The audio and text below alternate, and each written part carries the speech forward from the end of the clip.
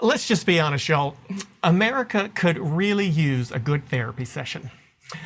We've been through a lot recently, a global pandemic on a scale that even Hollywood really couldn't have prepared us for. One of the most dramatic economic downturns of the past half century. The exposure of racial tensions and divisions not seen or discussed in America in 60-some years. A contentious election cycle, a violent insurrection at the nation's capital, and a media landscape that kind of feeds and thrives on our national divisions. Yes, we would do well to lie back as a collective nation on a psychologist's couch, if only. Plenty of experts have tried to point out ways that America might heal as a country. They've written books, they've given TED Talks, they've appeared on national TV, all spouting their own diagnosis for what ails us as a country. But now one has shown up with a name that just might grab more attention than others. Trump. This week, Politicon is excited to welcome Dr. Mary Trump. Yes, that Mary Trump, the one whose expose on her very famous Uncle Donald made waves and headlines when it came out during the presidential campaign last year. But she's got more than just tea to spill on her family. She's got a PhD in clinical psychology, and her new book, The Reckoning, Our Nation's Trauma and Finding a Way to Heal. In it, she says she's using her training and experience as a psychologist to identify ways that America can start to repair some of the divisions that keep getting deeper and deeper. But will progressives care to listen to the advice and guidance of anyone with her last name? And will conservatives trust someone who's been so outspoken against Donald Trump? How can a public figure who entered the public eye on a mission to take down a member of her own family ever hope to heal or help anyone else heal? And how the heck are we going to get along? Where are you now? I'm in Soho. Okay, so you stay in New York most of the time. Yeah. The whole pandemic thing working out okay there so far? People getting back to used to wearing masks again? Yeah, we've been pretty good the whole time. And I think, we adapt pretty well here. And most of us are vaccinated. So that adds an extra layer of comfort, which is not afforded to other people in places like Florida. Right. But those are the people who are not vaccinated are the ones, the people who are vaccinated are the ones who are wearing the masks, and they're the ones who don't need it, right? Because well, yeah, I think this crazy Delta variant is so contagious that I think we all should still be wearing masks. It's just unfortunate that I cannot believe we're heading into our fourth wave. It's just terrifying. I've got family members who are currently in the hospital because of it, close family members actually too. And I was not shocked at all to find out that they had not had the vaccine. Where are you? I'm in North Carolina. So, and we have done in North Carolina better than most states in the South. But, my family loves your uncle, which cracks me up because I even told I've joked with my mom because, I did The Apprentice with him. And I got in trouble myself initially because I was so convinced from my time with him that he was so in need of being loved and having people like him that after he got elected, as disappointed as I was, I held out belief that he would need approval from America and might therefore moderate. To try to get everyone to love him. And so I didn't come out, I said, let's give him a chance for a while. And it took me until Charlottesville to say, well, shit, screw that ain't working. To give it up. But I joke all the time with people. I'm like, Mom, you saw him fire me and you still vote for him. But that's the thing, I lost friends for the first time in my life over an election. Because knowing everything they knew about him from my perspective, they still voted for him. And it's like, how? I just don't, he's a horrible person. Do you think the rest of your family voted for him? Yeah.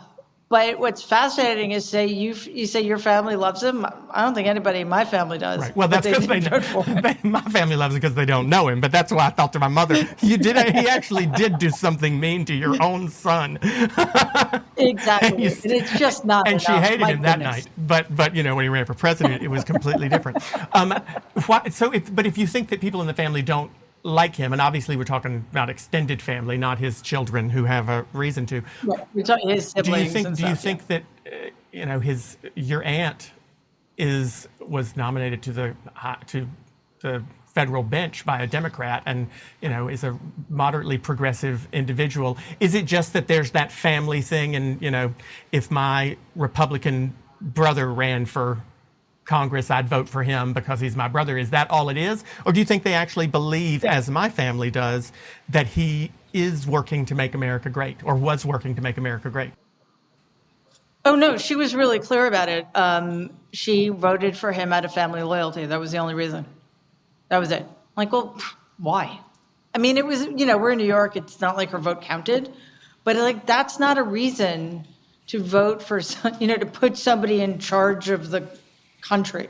It would be if you just disagreed with them on a few things. I mean, my mom would have voted for me for Congress, right, if she had been in my district. Right. But she just disagreed with me on certain policy things. She happened to know that I'm not a bad person, so it helped that she'd be able to do it. And I certainly can see why. There's a difference if you know the man who you talked about in your last book as someone who is perhaps, and I won't diagnose because I'm not a doctor like you are, but psychologically flawed in some way. You wouldn't do it. But very kindly. I want to talk about the second book, The Reckoning, because I kind of want to know why you felt like you wanted to write it in the first place. I think a lot of Americans are very grateful that you stood up last year and spoke up as the only family member in the family who was willing to talk about the man, the child, but that you helped a lot, I think. So why continue? So. I'm sure you've had that question. What's the motivation behind doing it now that you've sort of been successful in what I think some would argue maybe your mission was? Yeah, well, I think because I have a broader mission, but the biggest reason is because of the timing. I thought about writing this book back in October of 2020 when things were really bad, or things were getting increasingly bad again with COVID. We were, it was just before the election, and it was not a slam dunk by any stretch of the imagination for Biden.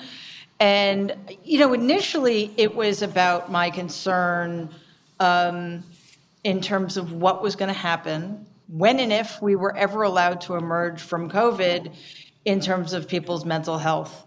I felt like we were staring down the barrel of the worst mental health crisis we have ever faced in this country. We're not equipped to deal with it at the best of times. So that was sort of, that's where I started. And then the election happened, the big lie happened, the insurrection happened. I'm like, you know what? I can't write 330 million individual treatment plans. So I don't know that talking about that is useful. However, there is a real urgency to figure out, how did we get here? How did we become as a country so susceptible to somebody like him?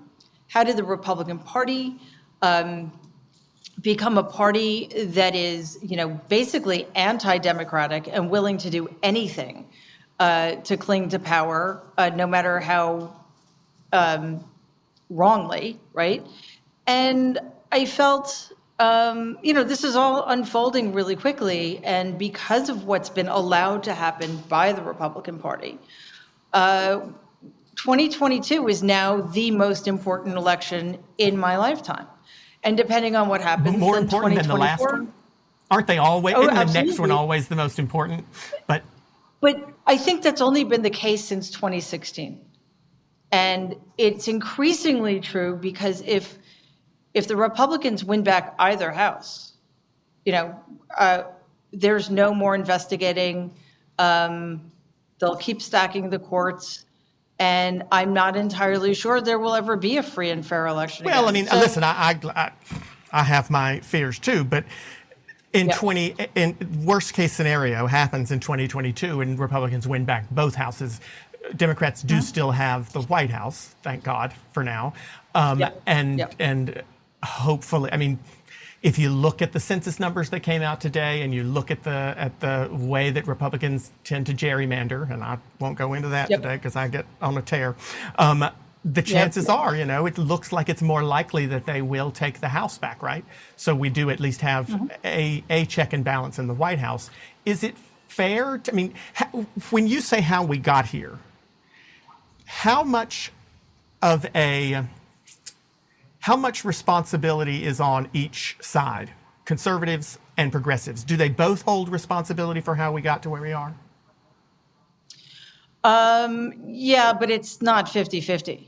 It's like 80-20 maybe. And I think, and again, I took a very long lens. I started, from the inception of the country. You went way back. And obviously, the parties have switched since then, but if we're talking about the modern Republican Party, the modern Democratic Party, I think that Republicans have engaged in voter suppression and gerrymandering, which we're not going to talk about, but they want to make it harder and harder for people to vote, which is undemocratic. They are stacking the courts so that the court doesn't represent a majority of the people.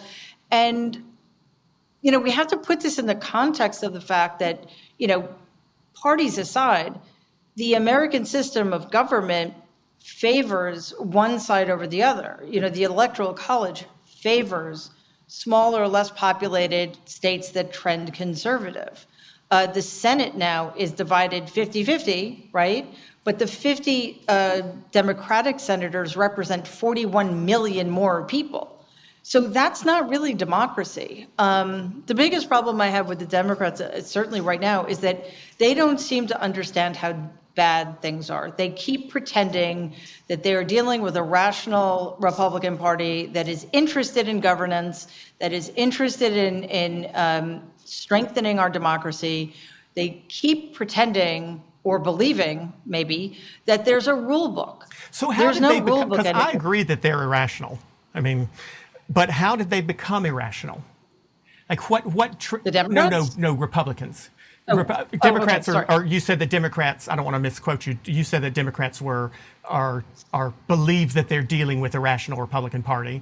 And I'm saying, I agree that Republicans aren't rational, but how do people, I'm just fascinated about talking to get to talk to you because you're able to bring that clinical psychologist expertise to this. How do people get to a place, an individual, how do they get to a place of irrationality? I think this is a project that's been decades in the making. It started when, it started before this, but let's limit it to the last 40 years. Reagan with his racist dog whistles, right? And the party became much more dedicated to white supremacy. It used to be subtle, now it isn't. They were very determined to make it part of their mission to get people on their side to vote against their self-interest by introducing social issues like marriage equality and the women's right to choose. And they've also made ignorance something that people seem to be proud of. Agreed. You're saying things that I'm totally on board with. Like it's people. I used to get made fun of for knowing grammar, for knowing how to spell something correctly. So I'm with you on that. This is the only country in which being able to speak one language is superior to being able to speak more than one, as long as the one you speak is English. It's completely crazy. But I mean, we've done this podcast for over a year now, and a big part of the goal is to try to talk to both sides and figure out how the fuck we got here, right? And I got to tell you, it's always fascinating to me that no matter who I speak to on what side, they can always point to a place where this whole problem started. It's always the other side's fault. The other side always caused it. If we say, well, this goes back to the 90s when Newt Gingrich did, impeach Bill Clinton. And those folks will say, the Republicans will say, no, that only happened because in 1988, Democrats, or 1980 such and such, Democrats did that to Clarence Thomas. And then Republicans will say, no, well, that, and so it always goes back. There's constantly, and I wonder at what point, and it's interesting that you were able to go back. It's impressive that you went all the way back to the founding of the country to find some of these things out. But at what point do you, as a psychologist, with patients, with clients, with folks who you sit and do therapy with, do you say, well, you can't control what other people do. You can only control what you do and how you react to it or how you respond to those things. It's incredibly unfair, and I get that response from liberals on here all the time, to say we can't control what Republicans do, but we can control how we respond to it. Is there a point where both sides have to put down their weapons and say, okay, we're going to stop blaming you for Newt Gingrich's behavior in the 90s, and Republicans are going to stop blaming Democrats for what they did to Clarence Thomas, and we're going to stop blaming it for Robert Bork, and because Reagan did this, and Carter did this, and Nixon did, it continues to go back. What value does that bring to the argument when we constantly, I hate gerrymandering, and I agree that Republicans have screwed the country, in my state especially, with gerrymandering. But they'd respond with saying, well, Democrats did it for 60 years before we got in power. And okay, well. Well, yeah, I know. But you're right. At some point, we do need to let that go. And because then it's like I can rebut everything they say, with, I think, facts, but it's irrelevant because you're not going to change people's minds and it's not worth it. We need to deal with where we are right now. And one of the reasons we are where we are right now, and I will just quickly just look back a little bit, is that the Republicans have time and time again engaged with or used the fervor of groups like the Tea Party, right? Thinking that they could use that energy and tame it somehow. But what's happened is the Republican Party got taken over by the Tea Party, just as the Republican Party has now been taken over by Donald's acolytes. The MAGAs, right. So that is where we are right now. You can't pretend, they can't pretend it's not the case. What do they think about Democrats then? Do they have the same opinion that Democrats have been taken over by the Cori Bushes and the AOCs? You know what? Even if they did think that, right? Which it's absurd. But even if they did think that, I guess I would say that you're going to tell me that somebody in office who's to the left, right, is equal to somebody who encouraged people to overthrow the country? Not to me. Not to me, because I may disagree with Cori Bush and AOC on certain things, but they are sure as hell not as bad as what we saw on January 6th, right? But they operate within the system, even though they are, farther to. And let's be really clear about something else. There are no radical leftists in Congress. But don't they? Again, I think about my family, who are all intelligent and good people, and I wrote down the word facts you used earlier about when you said, I think I can rebut them with facts, and I'm sure you could, but I can't help but think about the arguments that I've had with my family where they send me facts, which aren't facts, but they believe are, and they think that mine are wrong too.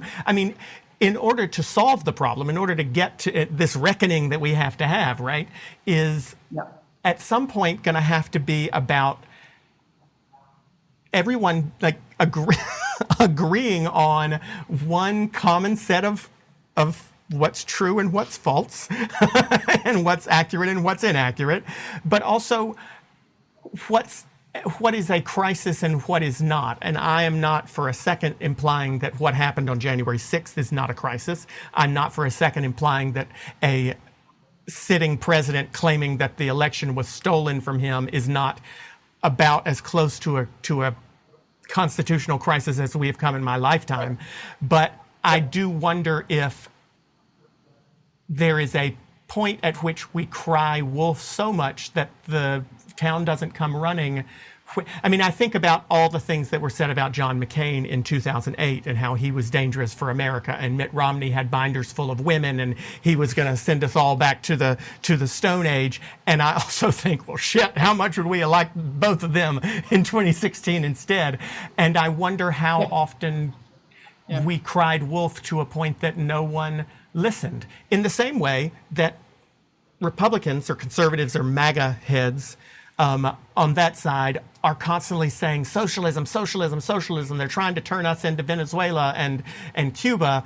And every time you cry it, and then Obamacare gets passed, and we find out we actually like it, that's another cry wolf on their side. I mean, both sides are doing a little bit of wolf crying, aren't they?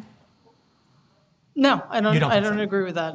I mean, I think in campaigns, people overstate things, and that's a strategy. But I don't think it is crying wolf when we say that the man in the Oval Office in 2020 lied about the results of the election. I agree with you there. So, that's not crying wolf. I guess what I was saying is, did we cry wolf with McCain and cry wolf with Romney? And then when the wolf actually showed up in 2016, nobody believed us when we said he's you know why? Because think about all of the things that were said about Hillary Clinton or Barack Obama. He was a Muslim, right? He was a secret Muslim who wasn't even born in America. So I think to some degree, I think that's crossing a line. Agreed. I think some of the stuff that was said about Hillary Clinton was crossing a line, but let's, stepping back for a second and let's leave aside that kind of thing. It's politics. It's politics, right? So if we want to grapple with that. John McCain, there's a great video of him where a lady calls Obama a Muslim and a terrorist, and John McCain interrupts her and says, "No, ma'am, I'm sorry, no, he's not. He's somebody who I disagree with, but he's not a Muslim, he's not a terrorist." I mean, that was, God, can you imagine having that today? Mary, what if we had people like that? And on the right, I can't. Yeah. I think one of the problems is that we've become so polarized because of what you said earlier. There are two sets of facts, and that's not how the world works. When people often say we're operating according to two different realities, and the answer to that question is no, there aren't two realities. There's one reality. One side is living in it, and the other side is pretending it doesn't exist. So part of that problem, and this is a problem that affects all of us, is that we don't teach critical thinking. So certain types of people are susceptible to conspiracy theories. They're, one thing the right does. Is that something that we're born with, or that we're taught at a young age? What is that? I think that a lot of what we're dealing with is failures of education. And that is a long-term strategy to solve some of the problems, but it's not going to help us right now. Is it just that, though? Because I'm telling you, I look on Facebook now, and people who I went to high school with, Lord of mercy, they have gone some different directions in their life with their political views. But back in the day, they weren't like that. No, and it's quite something, and it does feel like it's happened suddenly. But one of the things I try to write about is that it's been a long time coming. In fact, somebody said this to me recently. I wish I could remember who it was so I could give him credit. Donald was 250 years in the making, and so was this crisis in history that we're facing right now. And when we're talking about when we're talking about how lies are used, or we're talking about how misinformation is used, or conspiracy theories are used, or how fear is used as a weapon, we are almost exclusively talking about the right. And that's just true.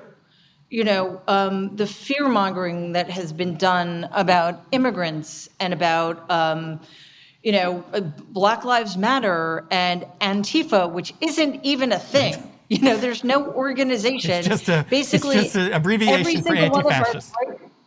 Right. It's every single one of our parents, grandparents, and great-grandparents anyone who fought in World War II for the Allies, right? Yeah. They're all Antifa. Oh, no. So I think it is important to suss out where we go wrong on each side of the aisle, but I don't think we're doing ourselves any favors when we aren't really clear that right now, the problems that threaten us as a nation are on the right. And I'm saying that objectively. I'm not saying that as a Democrat. I'm saying that as somebody who's paying really close attention and as somebody who understands how somebody like my uncle got where he is. And it's not because of anything that's happened on the left. And I don't disagree with you at all. And I've made my bias perfectly clear. I ran as Democrat. I am a progressive. Yep. But as someone who ran in a very, very red district, who lives in a pretty progressive city, but in a pretty very purple, red-leaning purple state, do have to, I guess I spend probably more time than most of my fellow Democrats want me to, asking what I can do or what we can do as a party or people who have these values and these beliefs to help change minds instead of constantly telling people they're wrong, because better than anyone, you can't change anybody's mind when you tell them how wrong they are, right? You cannot. And I think it requires a certain kind of patience that people don't have. And one of the reasons we don't have that patience is because some of the views that are espoused are virulently racist or anti-Semitic or homophobic, and there should be no patience for that. But also right now, we're in a situation where they're putting our lives at risk. They're putting our children's lives at risk. Agreed. And I don't have the ability to have any kind of understanding for that. I mean, let's put it this way. I understand it because they've been betrayed by their leaders. They were told by people like Donald and people like DeSantis and Abbott, it's a hoax or it's not a big deal. You don't have to wear a mask. Only wimpy liberals do that kind of thing. They've been betrayed by their leaders. However, these are adult human beings. And as much as I might understand it, I don't have compassion for it because every day we have more children in the hospital, in the ICU, dying. And I think sometimes you just have to put your foot down. We tried being patient. We tried being polite. We tried, gently convincing them, and it isn't working. And I think part of it is, which is one of the main themes in my book, it's not the American citizen. It's the fact that we have time after time after time let our leaders get away with everything. So who do you hope reads your book then? Who's the audience for you?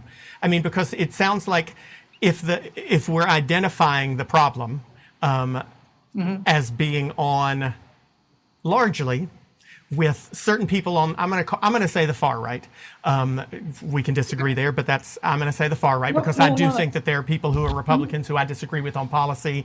I mean, I couldn't stomach voting for Liz Cheney for anything, but I have to respect her for calling something now. Right today. Anyway. No, listen, I still wouldn't vote for her for president, but I will have respect for her, and I'm certainly not going to. If she ends up being the nominee, I'm going to be thankful that we're not stuck with Matt Gaetz, right? But he'll be in prison. Don't worry.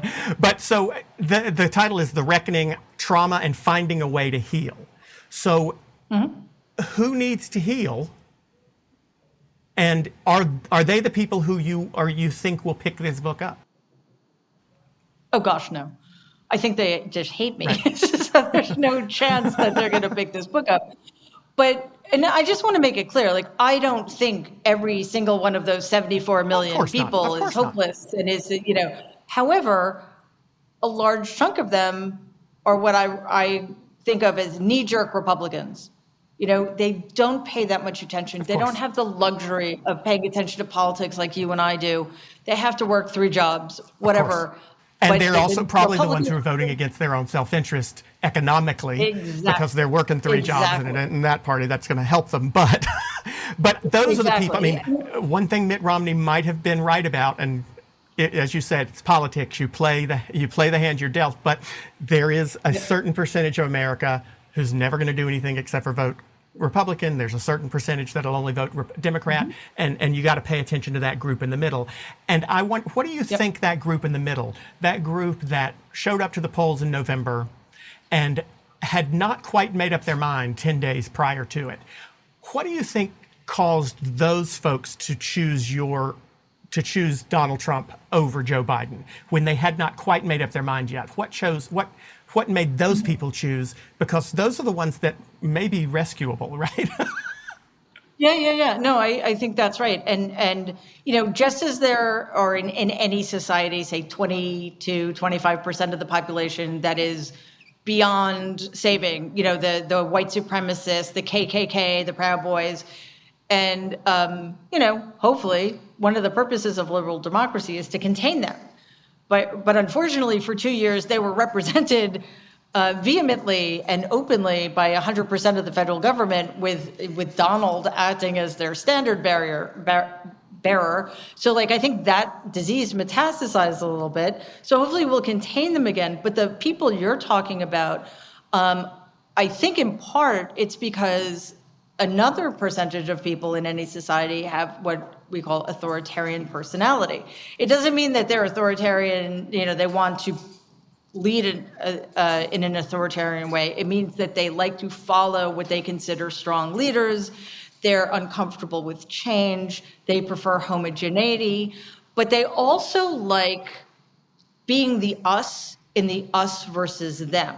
So the reason that should give us room for hope is because all we need to do is change what us means. And COVID was a remarkable opportunity to do that.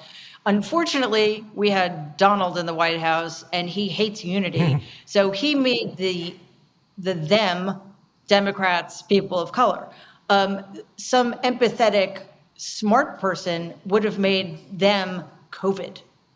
Would have been us united against COVID.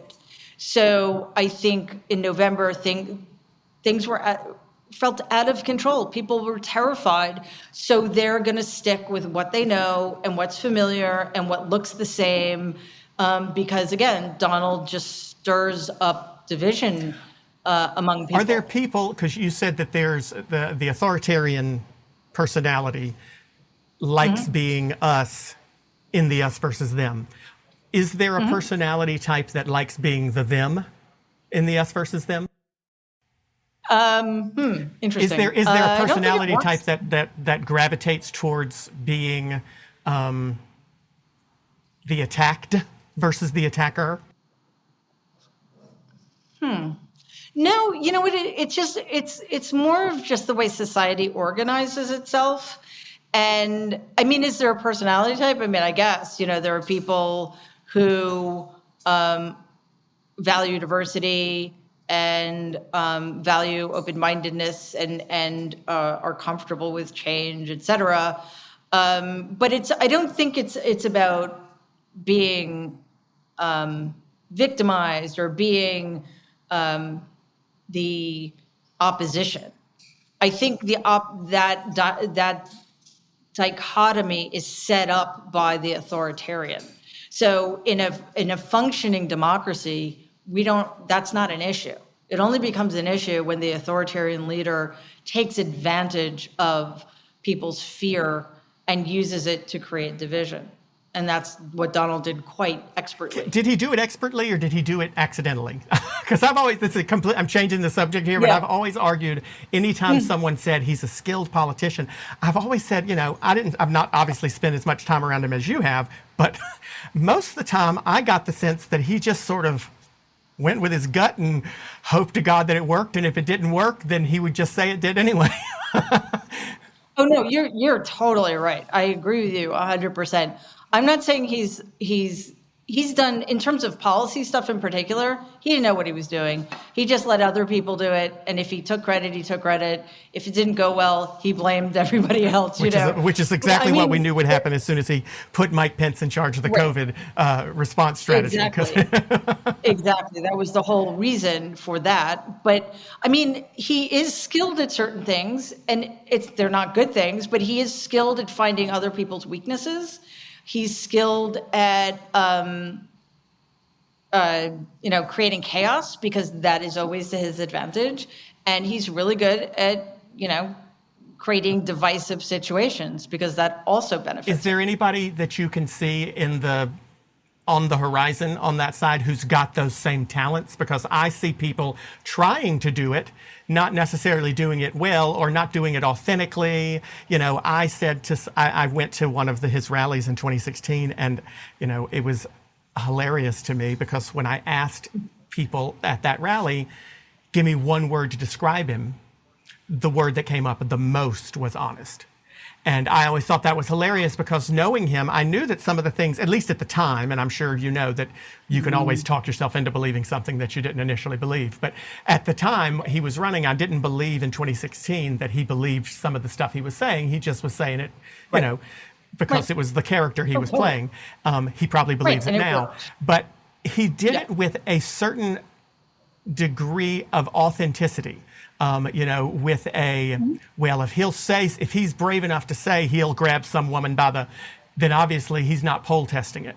I don't see anybody else out there in the landscape who has that strange ability to just not give a flying what comes out of their mouth.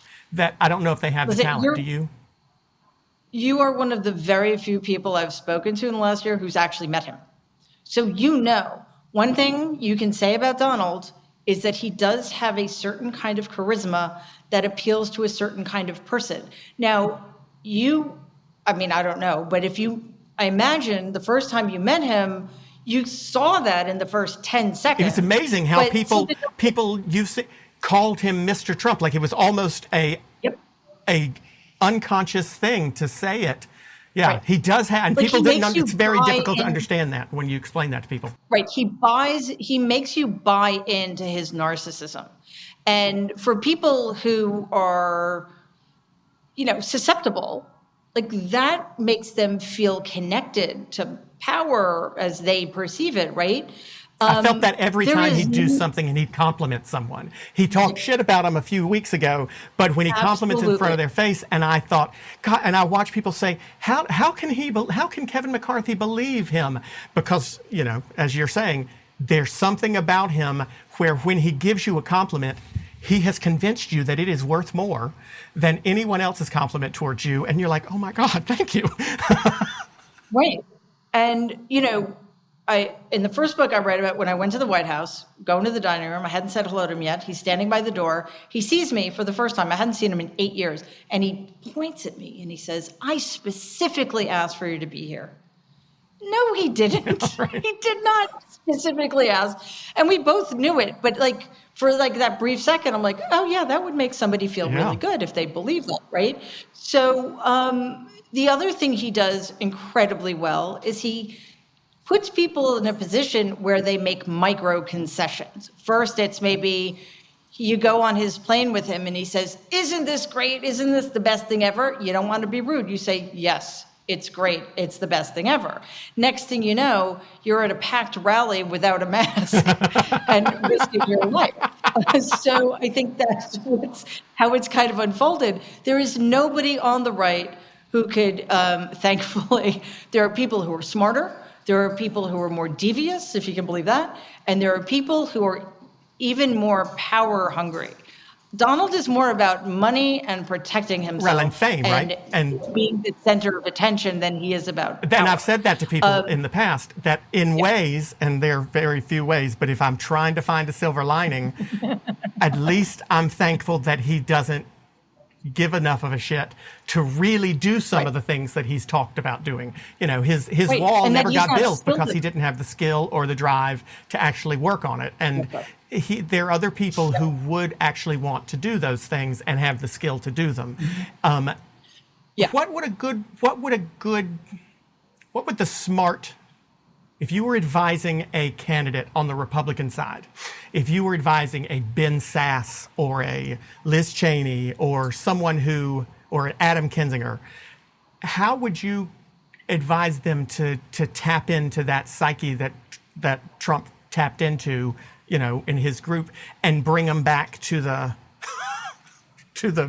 like if they were running for president? Yeah, if one of those folks was running for president and they were running against someone who was using Trump's playbook, but they didn't want to do it with the hatred. I mean, if a Republican came along and was able to tap into some of those same grievances, but without the hatred and the racism and the xenophobia, I feel like they'd be very successful. But how do you tap into that feeling that I think a lot of MAGA folks have of they feel victimized. They look at the census report today and they see for the first time in decades the percentage of non-Hispanic whites has gone down in America, and the percentage of Hispanics has gone up substantially.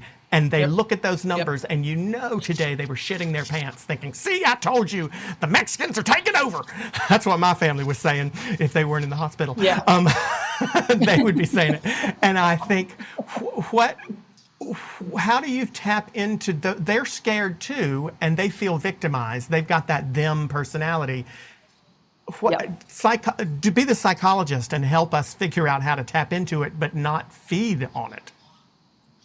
Well, the problem is, and you know, this will be completely theoretical, because the problem we find ourselves in is that people like that, they could do well in a general election, but they would never get the nomination because they would never get past the primary, because the primaries are driven by the most. But the primaries, we didn't think, a lot of people didn't, I did, but a lot of people didn't think that Trump would do very well in the primaries because he would be weeded out. But he was able to, everything because broke he his fed way. into, but he was able to feed into that grievance, right? Yes. So absolutely. potentially a Liz Cheney, a more reasonable Republican, could do it if they could tap into the grievance without using the hatred, or could they? You don't think they could? It's so bad. Yeah. I think if the Republicans had so many opportunities to take an off-ramp, you know, they had so many opportunities to mitigate the damage, and they always, almost to a person, chose to side with Donald or to let him slide, and therefore, I mean, look what's happened to Liz Cheney. Well, fair. So, But are they taking an off-ramp now? I mean, 19 of them voted for the infrastructure package that he very clearly said he wanted them to not vote for. Is that an off-ramp, or is that you don't have Twitter, so we're not afraid of you? Yeah, well, I think it's also a concession to reality. Even Republicans who vote for Republicans want stuff that will make their lives better, you know? And if you're a moderate, there's no such thing anymore. But if you're a Republican who's running in like a purple leaning red district, it's political suicide to keep voting against these things that are going to help their constituents. Like I always forget what it's called, but the part of the Relief Act, which gave families with children extra money, $300 to $600 per month per child, that helped. The demographic that helped most was rural America. Yeah, exactly. But it helped rural Republicans most, which is, you know, they trend more Republican, right? And every single Republican voted against it. So even the most hardcore Republican is going to get it if people like Liz Cheney, people like Adam Kinzinger, just hammer on that message. Listen, we are divided and, we're at a crossroads in our country, but the only way we are going to make any progress is if we understand finally that we can make the government work for you. We've been through a terrible time. We want to make things better. We want to stop COVID. We want to get your kids back to school safely. And we want to make sure that until the economy is back, you're going to have the assistance you need. That's not socialism. That's being socially responsible. Well, listen, I I think Democrats would be smarter to play the us versus them card themselves and not make it about race, but make it about us, working class people, versus the 1% Jeff Bezos billionaires. But we haven't really done that very much. We used to do it. It used to be the mantra of the party, but it's not as much anymore. It doesn't feel like. Yeah, I think Democrats have to do a little bit of soul searching here and also be very clear about what their mission is.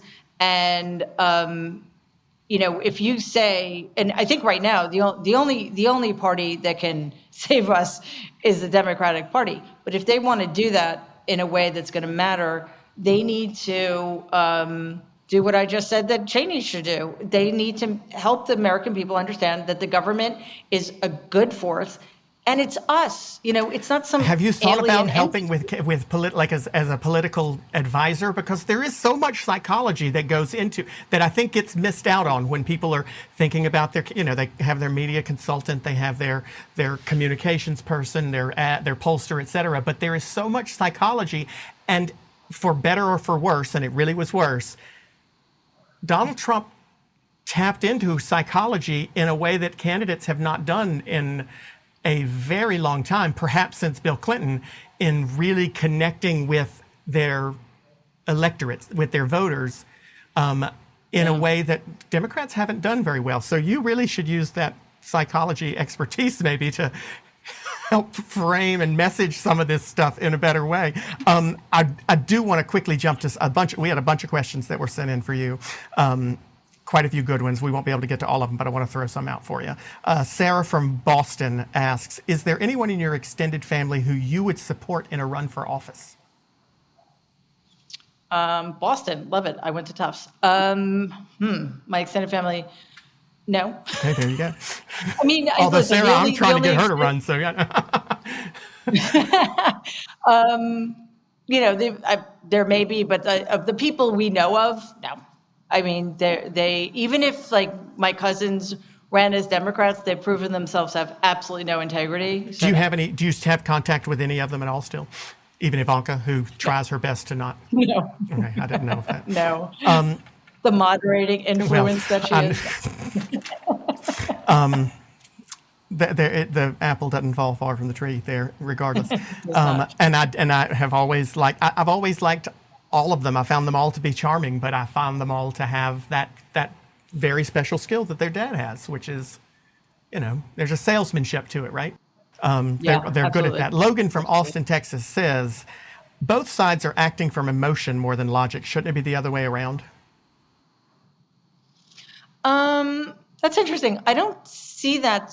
I mean, it depends if we're talking about, citizens or elected officials. It's definitely true on the right among the citizenry, but I think that for a lot of elected Republicans, there is quite a bit of calculation going on. Political calculation. Yeah. So I don't think Ted Cruz has emotion. So I think people like Cruz and Cotton and Hawley are being very calculated in embracing this stuff. They probably have no patience with, but they know they need to. But the folks the scariest. I mean, you're right. I shouldn't say the scariest because obviously Ted Cruz scares the ever-loving shit out of me. But the Marjorie Taylor Greens of the world are not thinking. They're not using logic. They're using emotion, right? No.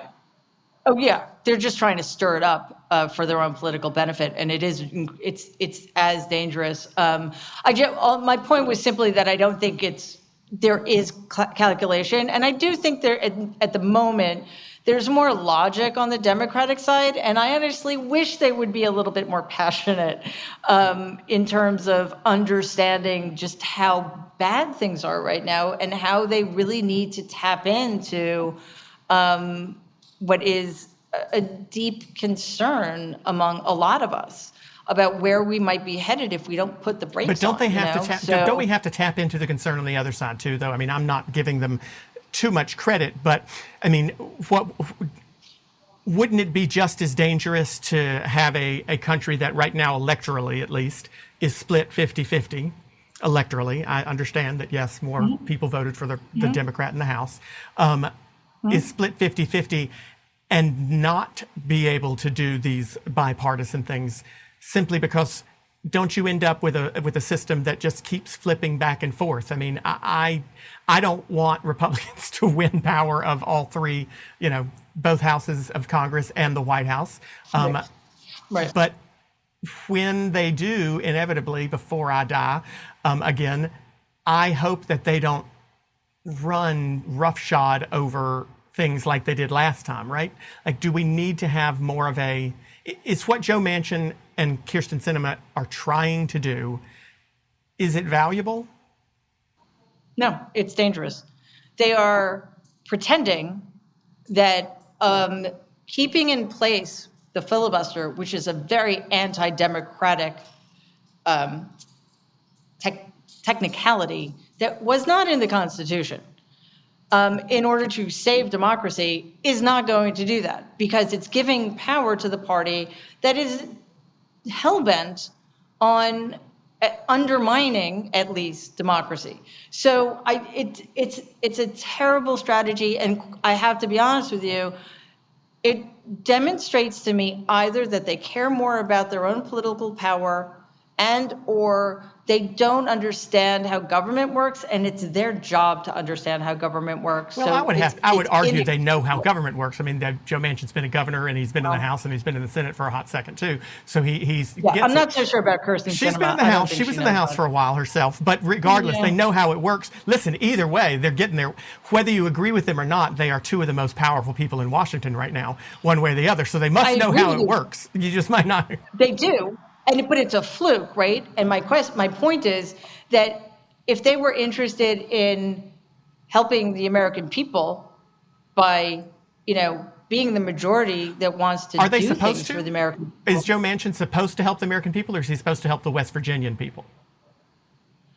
Well, I'm not entirely I understand the point. sure. Arguably, what the people of West Virginia need as a progressive, they need some of these things. I get you, but do we continue to, in this environment of all of our media being national, and do we forget that we are really a country of 50 separate states with 50 separate needs, and the states elect the president, not the people elect the president. Each state elects the president, and each senator. I mean, until 1920 something. Senators weren't even elected by the people, right? They were elected by the state legislatures. So Joe Manchin's job is it's always funny to me when we get really upset about people who are just doing what's best for their political livelihood, but then we also get mad at them if they don't listen to what the people who elected them want too. I mean, that's sort of what politics is. You are supposed to do what the people who elected you want you to do. And arguably, the people of West Virginia that voted by a 60-point margin for Donald Trump, they want what the Republicans want, not what the Democrats want. So he's doing a pretty good job of getting. I mean, hell, I would say if I was Kyrsten Sinema, listen, if you think I'm a Republican, okay, I'll switch parties. And then where would you be? We'd be screwed because Mitch McConnell would be in charge, right? Despicable. I mean, that would be despicable. It would be despicable, but the argument is the alternative could be having Kelly Ward in Arizona, right? Who is a nut. Yeah, but I mean, we shouldn't be held hostage by people who are standing in the way of saving our Don't you political think? Don't system. you think Republicans thought the same thing about John McCain when he thumbs down the repeal of Obamacare? Don't you think that they said we shouldn't be held hostage by this one guy, this John McCain guy who refuses to overturn Obamacare? I mean, those Republicans felt the same way, but we on the left were so thrilled that he did that. I mean, there's definitely we're not the only folks here, right? Of course, but we're talking about a policy versus, and I'm sorry if it sounds melodramatic. It just happens to be the case. We are on the brink of losing our democracy. Listen, I agree That's with you. different from a policy thing. Especially the voting rights bill. Americans probably, I mean, What? especially the voting rights bill. I mean, the John Lewis voting rights bill, HR1, SR1, big deals. Exactly. I absolutely want them to pass without question. So, But I'll be damned, you know? Well, what's important though, like what John McCain did is a policy issue. And did more people support it on the right than not, that it would be overturned? Maybe. But if you ask Republicans if they supported the ACA, they said yes. John McCain actually didn't do a policy. It wasn't a policy issue. John McCain did it based on the Senate rules. He chose to thumbs down that particular thing because they had not taken it through committee and it had not done what it was supposed to do. So he did it based on Senate rules. And arguably, again, just argue, I want these things to pass, but arguably listen, I have complained for years, especially in my state in North Carolina, that Republicans, they didn't have control until 2010. Democrats ran the state of North Carolina for 150 years, for better or for worse, but they ran the state. In 2010, they got power and holy shit, Mary, they just changed the rules. They gerrymandered everything. This particular county I live in, they changed the rules so our county commissioners were all elected by at large, and then that didn't work, so they changed the rules back again and put us. I mean, they just completely change the rules all the time. And I know, as a Democrat, one of the strongest arguments that I've made has been, God, you can't just keep changing the fucking rules when you can't win. If you can't win, you don't get to gerrymander the district so that you have the vote. And I wonder if there is an argument. And I have gone back and forth on the filibuster thing too. And if it went away, I would not cry any tears. But I do wonder if there's not an argument to be made for saying, if you can't win, don't change the rules.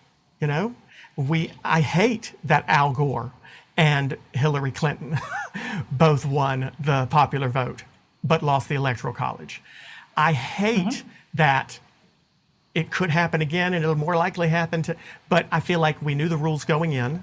We should do a better job of appealing to those small states, perhaps. Or we knew,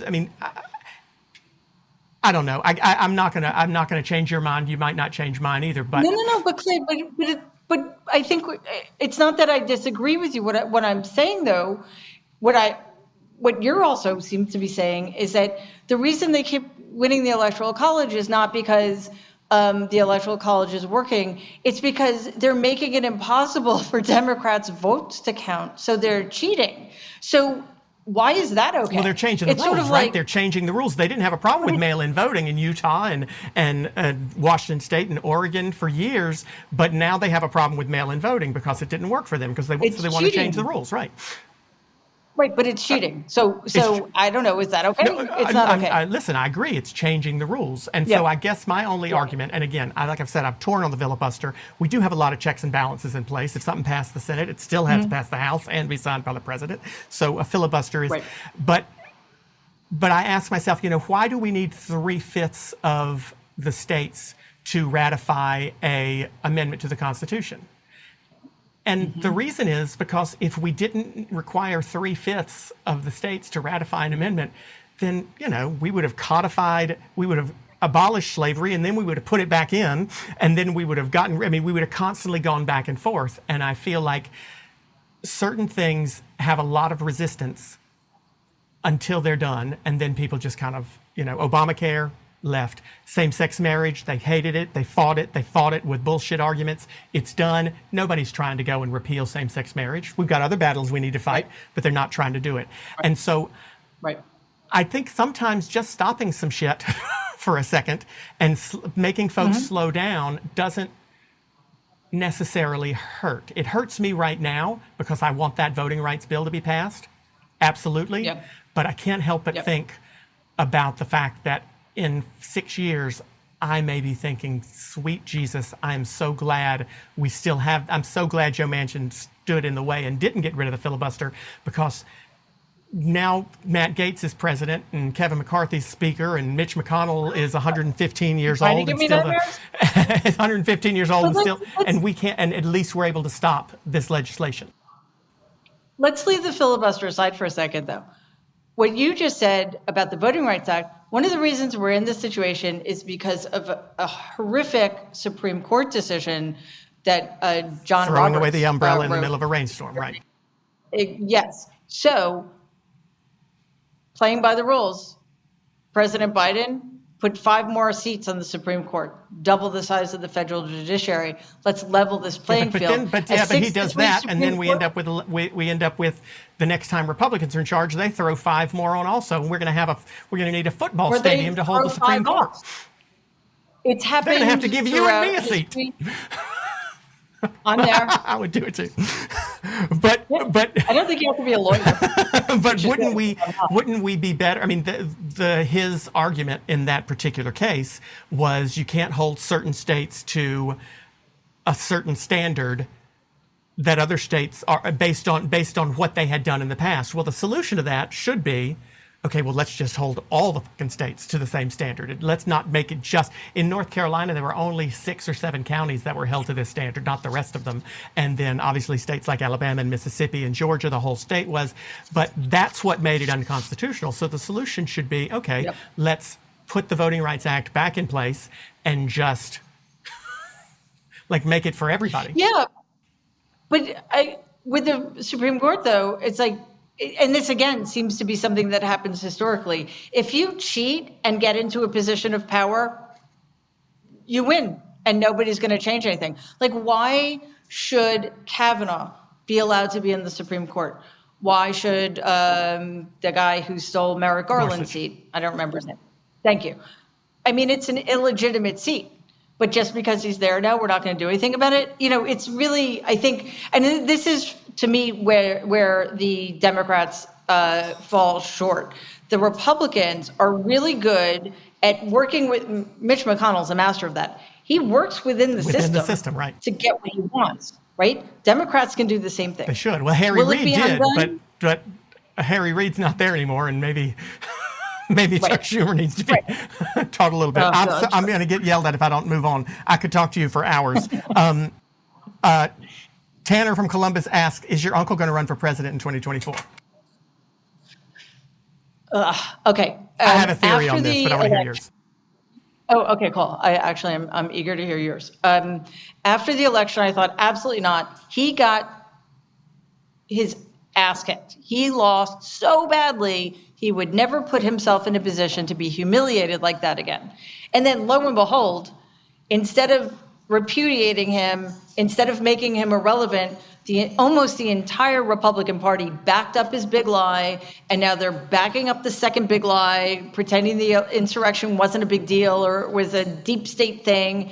And much more troublingly are all of the voter suppression bills that they're trying to pass in every single state. All they need to do is make it impossible for enough Democrats to vote in Georgia, Arizona, and Pennsylvania, and no Democrat can win a statewide election again. If Donald gets the message that if he runs, he can't lose, and he's not in prison, he may well run because he needs the powers and protections of the Oval Office. And if he's not risking anything, why wouldn't he? My theory ends after the first sentence of yours, which is essentially that I think he will continue to pretend he's going to run until the last minute, and then he won't want to because he won't want to have the risk of losing. He's not going to want to do that. And I don't know that anybody, he's not smart enough to recognize, I don't know that any of the voter suppression tactics that Texas and Georgia and other places are putting into place would be as effective as they may believe they are when it comes to suppressing the vote, because I think people will show. Listen, in some ways, I think putting him on the ticket could be the best thing for Joe Biden, because I think it would just motivate folks to show up to vote. They would think, yes, it's been 4 years of boring, but I'll be damned if I want to go back to the same crap again. I'm not bored at all. I mean, people are alive. No. But you know what I mean by boring. The news is I don't have an ulcer every day because I'm worried about nice is it to be like, I've never worried so much in my life about. Like, I actually made a plan for what I would do living in New York if I heard that we had bombed someone, because I would want to get out of New York as quickly. I mean, like, I made contingency plans for what would happen if we did something stupid and North Korea shot at us. And I appreciate not having to worry about that now anymore. Yeah, I appreciate sometimes not remembering wait. Oh yeah, Biden's president. I forgot. It's a luxury. It's a little bit nice. I think that looking at these political divisions from a psychological standpoint is very valuable, because I think that we forget that people vote based on fear a lot of times, right?